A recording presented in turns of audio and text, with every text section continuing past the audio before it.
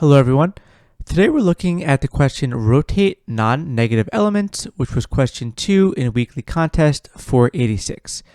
So the question reads that we're given an integer array nums and an integer k. We want to rotate only the non-negative elements of the array to the left by k positions in a cyclic manner.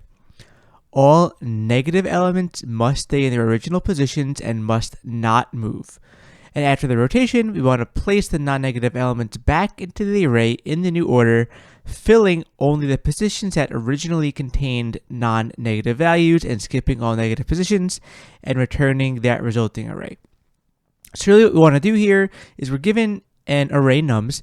We want to take all of the non-negative elements and just move them all to the left by k positions, but we want to skip over the negative elements and leave those in place.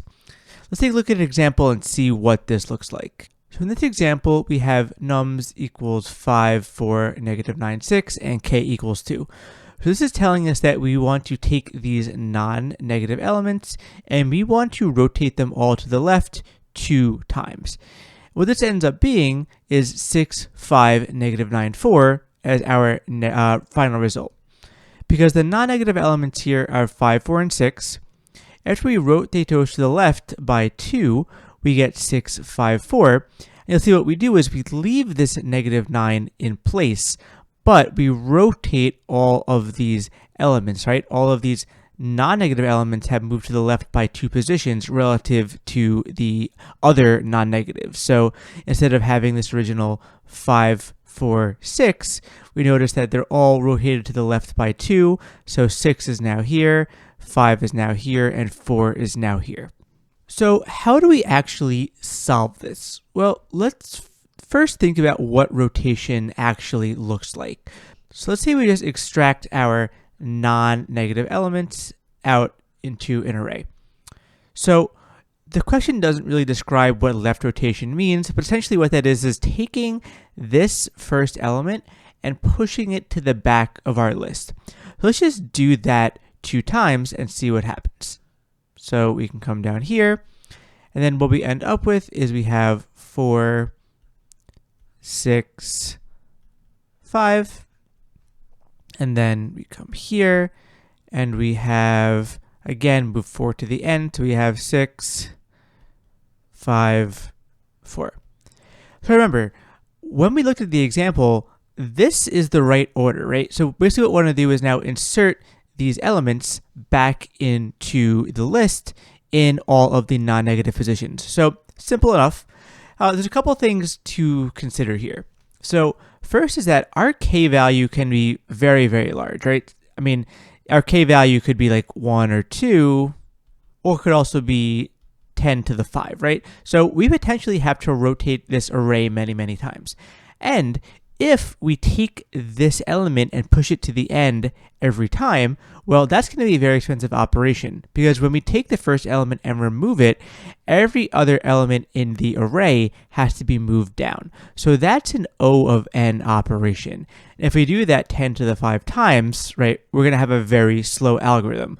So we can't just brute force this rotation. So let's think about a couple optimizations that we can do here in order to make this more efficient. So let's say, for example, that instead of 2 here, we actually had 100. We had to rotate these non-negatives 100 times. Well, let's think about this. Well, we could rotate this 100 times, right? But let's say we rotated this again. So you see here what we end up with is actually the same array that we started with. We have 5, 4, 6. So you'll see that if we keep going, we're going to have repeated work many, many times. We're going to end up starting here and doing this entire cycle again and again. So clearly we want to repeat those unnecessary operations. So what we can do is take our k value, which is 100 here, and what we could do is do a modulo operation by the length of our array, which is 3 here. And this equals 1, right?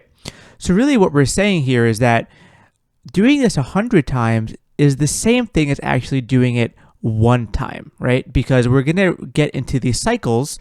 The cycles are the length of the length of this array. So we can eliminate any cycles here by just saying we only want to do this the number of times we need to, which in this case ends up being 1 time. So the first optimization here is making sure that we take our k value and we modulo it by whatever the length of our non-negatives is. Another thing to notice is that we don't actually have to make any updates to this non-negative array. Like we can do it, it's okay, but you could save a lot of performance by simulating the rotation but not actually doing it. So what does that mean? So let's say we're going to start at this first index, right? So if we have to rotate 2 times, instead of actually rotating it, what rotation effectively does is it moves our start position. So if we rotate 1 time, we see here we're starting at 4. So let's move over. I'll draw an arrow here to indicate we're moving over to the 4. So now what this means is that our cycle starts at 4. So if we were to start from here and insert in order, we would go 4, 6, and then we'd wrap around to the 5. But again, we have to do this one more time. So let's change our start position to 6. So now we're starting at 6. And what we would do now is insert in this order. So start at 6, then we would wrap around to 5, and then go over to 4.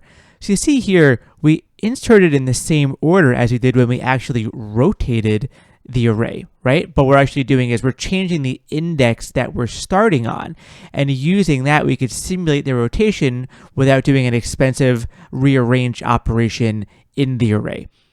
So really the algorithm is just that. What we're going to do is we're going to go through our nums array, we're going to extract the non-negative elements into an array here, and we're going to perform those operations. We're first going to simplify our k value by this modulus operation, and then we're going to simulate the rotation by changing the index. And you'll see what that looks like when we get to the code. So the time complexity will be O of n, because we have to go through this array at least 1 time to collect the non-negative elements. And then let's say there's the case where all of the elements in the array are non-negative. What does that mean? Well, regardless, right? Say our k is larger than the size of the array, say k is like the max value it can be, we would still have to go through all of those elements at least 1 time and do that rotation. So that means that in that case, our k is equal to our n. So even if we have to go through k elements, we'd have O of n plus O of n, because we're going to the array 1 time to collect the non-negative elements, another n to rotate them. So really it ends up being O of 2n, which just simplifies down to O of n. And space complexity, similarly, is O of n.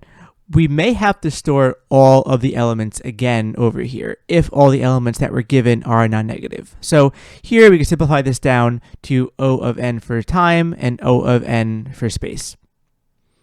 Let's hop over to the code and see exactly how this works. So the first thing I want to do here is collect my non-negative elements. So I'm going to do this very simply by setting up a list.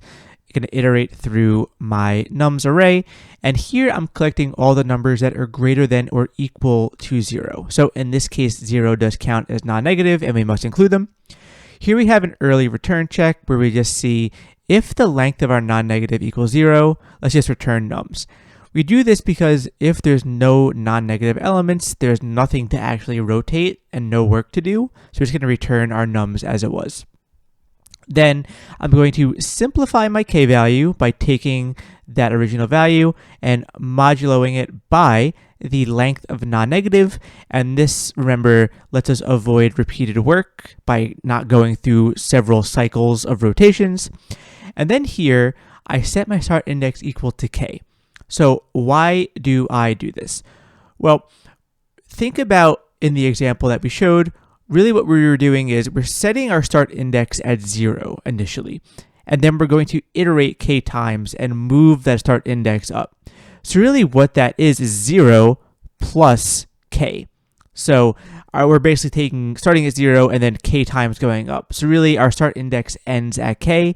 So just kind of avoiding that having to iterate and loop and just setting the start index to k here. Then what we do is we're going to iterate through our nums array.